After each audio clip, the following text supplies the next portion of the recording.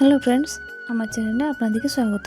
যদি কোনো দিন নিরামিষ পদ রান্না করতে হয় তাহলে মনে হয় কী করলে ভালো হয়। তাহলে আজকের রেসিপিটা দেখুন। একটু ছোলার ডাল নিয়েছি, ধুয়ে ভিজতে দিয়ে দিলাম। ঝিঙে আলু কেটে নিয়েছি, ঝিঙেটা ধুলাম, ধুয়ে রেখে দিলাম।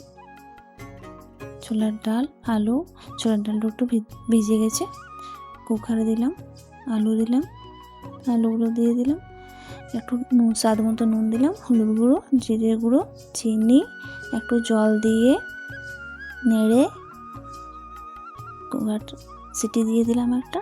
মশলাটা বেটে নিই, আদা লঙ্কা গোটা জিরে দিয়ে একটু জল দিয়ে মশলাটা ভালো করে মিহি করে পিষে নিলাম।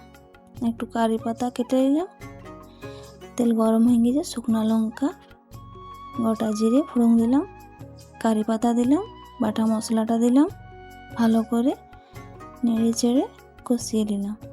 হলুদের গুঁড়ো, ধনের গুঁড়ো, লঙ্কার গুঁড়ো দিয়ে ভালো করে নুন দিয়ে ভালো করে কষিয়ে দিলাম। তেজপাতা দিলাম, ঝিঙেটা দিলাম, ভালো করে মিশিয়ে নিন। যদি নতুন থাকেন লাইক সাবস্ক্রাইব করে দেবেন। নিরামিষ পদের দিন একদিন করে দেখবেন।